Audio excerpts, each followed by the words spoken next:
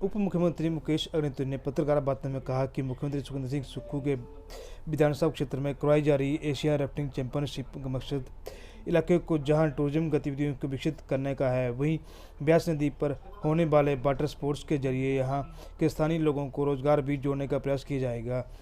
इसके लिए टूरिज्म मानचित्र पर पूरी उभरने का काम किया जाएगा। उन्होंने कहा कि प्रदेश सरकार के द्वारा टूरिज्म को बढ़ावा देने के उद्देश्य से विभिन्न काम किए जा रहे हैं और नई नई साइटों को विकसित किया जा रहा है। उन्होंने कहा कि दौड़ में ब्यास नदी पर एरिया ब्लू राफ्टिंग के लिए बेहतरीन और बर्ड राफ्टिंग एसोसिएशन के द्वारा भी इस सर्किट को उच्चतर बनाया जा रहा है।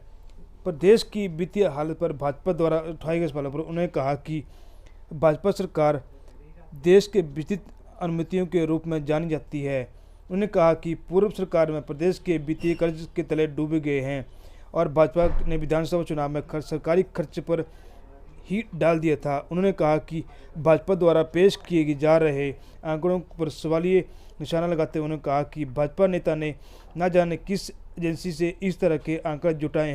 उन्होंने कहा कि भाजपा द्वारा पेश किए जा रहे अनुशासन लगाने की दिशा में कदम बढ़ाया गया है। उन्होंने कहा कि भाजपा नेता ने हिमाचल के हित में लगाए गए प्रस्ताव का भी विरोध किया है। तंज कसते हुए कहा कि जयराम ठाकुर उंगली काटकर शहीद बनने की कोशिश कर रहे हैं। भाजपा नेताओं द्वारा प्रदेश में कानून व्यवस्था के बिगड़ते हालत व नशे की बढ़ती वारदातों पर उप मुख्यमंत्री मुकेश अग्निहोत्री ने कहा कि भाजपा सरकार के द्वारा वर्तमान सरकार को विस्तृत में ही ये सब मुद्दे दिए गए हैं। उन्होंने कहा कि पूर्व सरकार के कार्यकाल में पहले भ्रष्टाचार के चलते हमीरपुर में अधिसूचना चयन आयोग को जमकर धांधली हुई, जिसके खामियाजा युवाओं को भुगतना पड़ा। क्रिप्टोकरेंसी की जांच में सीबीआई के देने के मुद्दे पर उन्होंने कहा कि हिमाचल प्रदेश द्वारा गठित एसआईटी के बेहतरीन काम कर रही है। उन्होंने पिछले दिनों ही 3 पुलिसकर्मियों के अलावा फॉरेस्ट गार्ड को गिरफ्तार किया है। उन्होंने कहा कि प्रदेश में पुलिस में काफ़ी ज़्यादा सक्षम अधिकारी हैं जो इस केस को हाल ही में काम कर रहे हैं। उन्होंने कहा कि इस मुद्दे में आम जनता को सबसे ज़्यादा नुकसान हुआ है। उन्होंने कहा कि इसके मुख्य आरोपी देश छोड़कर भाग गए हैं। उन्होंने उसको इंटरपोल से मदद मांगी है कि उन्हें वापस लाने का प्रयास विधानसभा में पहुंचे हैं। बिजी शेड्यूल के बावजूद अपना आशीर्वाद प्रदान कर रहे हैं और हमारा है मैं आप सबकी जोरदार तालियों के बीच उप मुख्यमंत्री महोदय को तालियां बजती रहनी चाहिए। एक छोटी सी भेंट, लेकिन भावपूर्ण भेंट जिला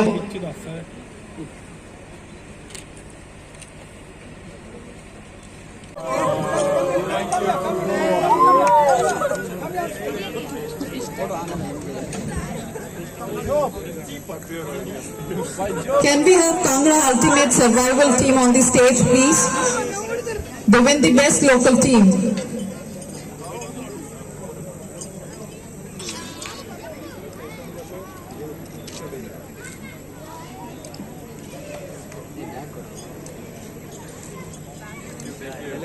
से मंच पर उनका स्वागत कीजिए।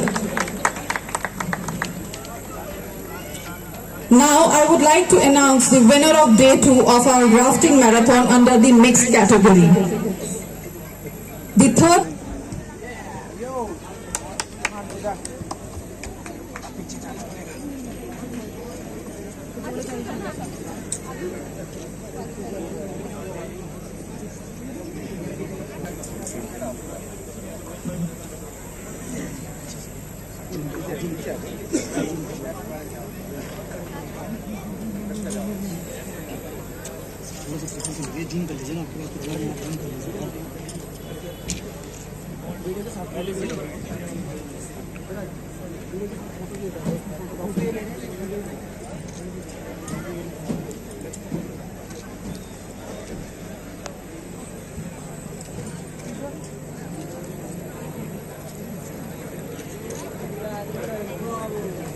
गोल्ड मेडल प्रतिभागियों को हार्दिक शुभकामनाएं।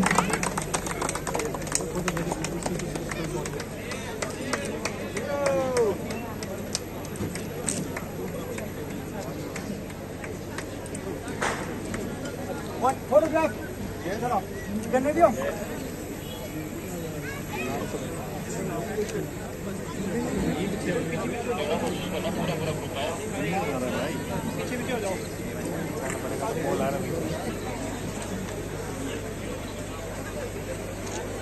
Come on, Real!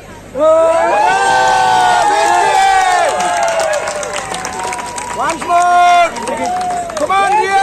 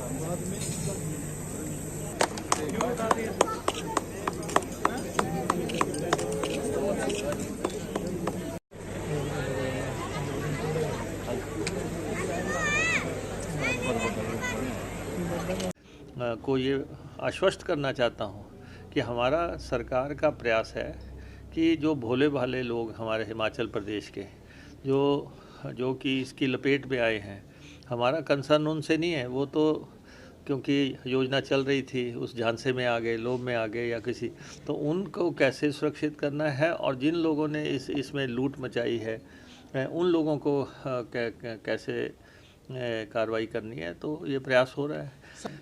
एक्चुअली ये आंकड़े पता नहीं किस लेबॉर्ट्री में फैब्रिकेट किए जा रहे हैं, और ये जो है ये हकीकत है कि जयराम जी की सरकार इस प्रदेश में या इस देश में फाइनेंशियल इनडिसिप्लिन के लिए मानी जाएगी, हमेशा से जानी जाएगी। ये जिन्होंने प्रदेश का वित्तीय हालत इस ढंग से ख़राब किया कि 92,000 करोड़ पे देनदारियाँ पहुंचा दी, 92,000 करोड़ पे देनदारियाँ पहुंचा दी, 75,000 करोड़ रुपए का कर्जा ले लिया, कर्मचारियों को 11,000 करोड़ रुपए की घोषणाएं करके पैसा नहीं दिया, और वो भी अब हम देंगे। और उसके बाद जो है महंगाई भत्ते की 2 किस्तें अनाउंस करके वो भी किस्तें नहीं दी, और उसके अलावा अन्य खर्चे जो है जिस तरीके से चलाए गए, खर्चे तो नवाबों की तरह चलाए गए। और आप देखते थे कि जो पूरा लास्ट में जब इन्होंने इलेक्शन लड़ा, वो सारा इलेक्शन तो इन्होंने सरकारी खर्चे पे लड़ दिया।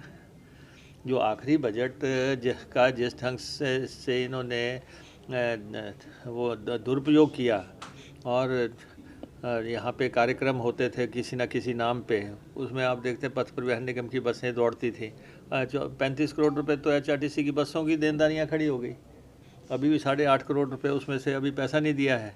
तो इसलिए ये जो है, जो भी प्रदेश में जो हालात खड़े हुए, जो आज हर हिमाचली पे 1 लाख का कर्जा जो खड़ा हो गया है, उसके सिर पे पैदा होने से पहले ही बच्चे पे भी जो है जो स्थिति पैदा हुई है, उसके लिए सारी ये पूर्व की सरकार शामिल थी। हमारी सरकार ने तो आके फाइनेंशियल डिसिप्लिन कायम करने की कोशिश की है, हम संसाधन पैदा करने की कोशिश कर रहे हैं, लेकिन इस पे जो है नेता प्रतिपक्ष जो हैं उनको बड़ी भारी आपत्ति है, ऐतराज़ है। उनको लगता है कहीं से हिमाचल सरकार की कोई मदद ना हो जाए, कोई पैसा इनके एक्सचेकर में आ ना जाए। आप देखते हैं कि ये पहली भारतीय जनता पार्टी का ये पहला विधायक दल है, और मैं मानता हूँ कि इनका मानसिक जो है दिवालिया निकल गया है कि जब हिमाचल प्रदेश विधानसभा में एक प्रस्ताव पास हो रहा था कि केंद्र सरकार हिमाचल को जो है रिलीफ पैकेज दे और हिमाचल की मदद करे, इसको राष्ट्रीय आपदा घोषित करे, तो उस समय ये विरोध कर रहे थे। ये वैसे वही लोग हैं, जब हिमाचल बन रहा था तब ये लोग स्टेटहुड मारो ठुड के नारे लगाते थे। अब इनकी जो नेक्स्ट जनरेशन है वो जो है हिमाचल के प्रस्तावों का विरोध कर रहे हैं। आज तक हिमाचल विधानसभा में कोई भी प्रस्ताव आया दलगत राजनीति से ऊपर उठ के हमेशा पार्टी कोई भी पावर में रही हो, लेकिन विपक्षी दल ने हमेशा सहयोग किया। जहां हिमाचल और हिमाचलियत की बात आ गई, जयराम जी कह रहे थे कि मैं तो जान दे दूंगा। भाई जान क्या दोगे, विधानसभा में आवाज़ तो निकली नहीं आपसे। जब प्रस्ताव रखा गया था और जब सारे कह रहे थे कि केंद्र को कहो कि हिमाचल की मदद करे, तब तो आप जो है नारे लगाते हुए बाहर जा रहे थे। आज कह रहे हैं कि उंगली काट के शहीद बनना चाहते हैं। तो इसलिए जो है जिस ढंग से इन्होंने किया, उसके बाद वाटर सेस हमने लगाया। अब आप देखो सबसे बड़े विरोधी कौन है? देने वाले दे रहे हैं, हिमाचल का अधिकार है। पड़ोसी राज्यों ने लगाया, उत्तराखंड ने लगाया, जम्मू कश्मीर ने लगाया, उनको कोई दिक्कत नहीं है, लेकिन हिमाचल ने लगाया तो उनको ऐतराज़ है। तो बार बार कहते हैं कि जी केंद्र ने सोच समझ के लगाया होगा। भाई आप हिमाचल के साथ हैं या किसके साथ हैं? आप पहले फैसला तो करो कि जो नशाखोरी है। नहीं, ऐसा है, ये सारी चीज़ें हमें विरासत में मिली हैं। ये जो पूर्व की सरकार थी, ये उनके काले कारनामे, उनकी करतूतें हैं जो आज हम भोग रहे हैं और जिससे निवारण करने के लिए बड़े लेवल पे प्रयास हो रहे हैं। आप देखिए कि ये पूर्व की सरकार थी जिन्होंने पर्चे बेचे और जो है आम बच्चे का जो है भविष्य से खिलवाड़ किया, जिसके चलते यहाँ सबऑर्डिनेट सिलेक्शन बोर्ड भंग करना पड़ा। और ये कोई ऐसा नहीं था कि आइसोलेशन में कोई एक पर्चा बिका हो। आप देख रहे हैं कितने बड़े पैमाने पे बिक्री की गई और उसमें कितनी FIRs 12-13 FIRs अब तक दर्ज हो चुकी हैं। तो इसलिए उन लोगों को बोलने का कोई अधिकार नहीं है जिन्होंने अपने समय में बच्चों के भविष्य के साथ खिलवाड़ किया, जिन्होंने अब आपके सामने क्रिप्टो करेंसी का केस आया है। 2500 करोड़ रुपए का जो है घोटाला आपके सामने है और लगभग 1 लाख पॉपुलेशन इन्वॉल्व हो गई।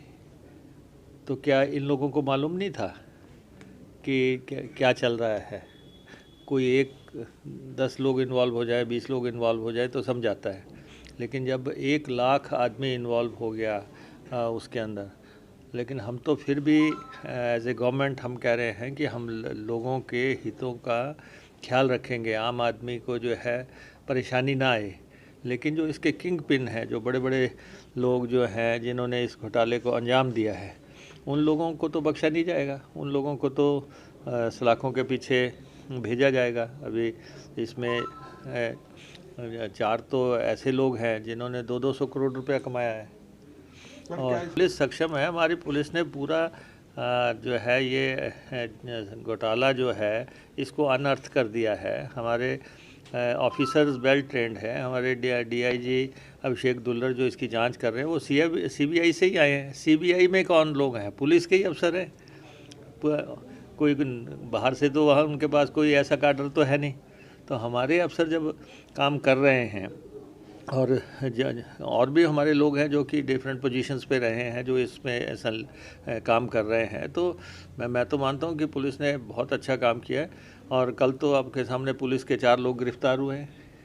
पुलिस के 4 लोग भी गिरफ्तार किए हैं। एक फॉरेस्ट गार्ड गिरफ्तार हुआ है, कुछ और कल 7 गिरफ्तारियाँ हुई हैं।